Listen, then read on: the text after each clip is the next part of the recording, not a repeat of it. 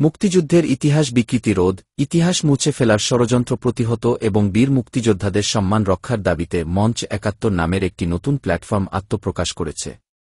সোমবার সন্ধ্যায় মঞ্চ ৭১-এর সমন্বয়ক অধ্যাপক আব্দুল্লাহ আল মাহমুদ, বীর প্রতীক ও মুক্তিযোদ্ধা জেড.আই খান পান্না স্বাক্ষরিত এক সংবাদ বিজ্ঞপ্তিতে এ তথ্য জানানো হয়।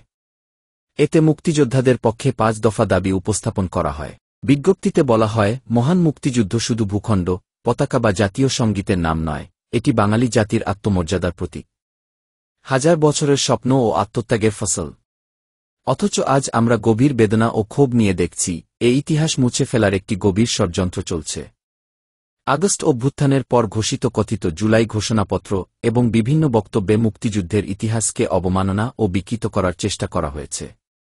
মঞ্চ ৭১ যে ৫ দফা দাবি জানিয়েছে সেগুলো হল: ১. জুলাই ঘোষণাপত্রে মুক্তিযুদ্ধবিরোধী কোনো বক্তব্য বা ব্যাখ্যা রাখা যাবে না, থাকলে তা সম্পূর্ণ প্রত্যাখ্যান করা হবে। ২. মুক্তিযুদ্ধের ইতিহাস ও চেতনা বাদ দিয়ে তথাকথিত নতুন সংবিধান প্রণয়নের যে চেষ্টা চলছে, তা বাঙালি জাতি কখনো মেনে নেবে না। ৩. কোনো রাজনৈতিক দলের ব্যর্থতার দায়ে সকল মুক্তিযোদ্ধাকে দায়ী করা যাবে না। ৪. যারা মুক্তিযুদ্ধবিরোধী বক্তব্য দিচ্ছে, ইতিহাস বিকৃত করছে, মুক্তিযোদ্ধাদের হেয় করছে, তাদের বিরুদ্ধে রাষ্ট্রদ্রোহিতার মামলা ও বিচার করতে হবে। ৫. ইউনূসের অন্তর্বর্তী সরকারকে মুক্তিযুদ্ধ বিষয়ে তাদের অবস্থান স্পষ্টভাবে জানাতে হবে, তারা কি মনে করেন, কি করবেন এবং কি করবেন না। মঞ্চ ৭১ ঘোষণা দিয়েছে, এই দাবি উপেক্ষা করে যদি কেউ মুক্তিযুদ্ধকে অসম্মান করে, তাহলে তারা দেশবাসীকে সঙ্গে নিয়ে রাজধানী ঢাকায় পরবর্তী কর্মসূচি ঘোষণা করবে।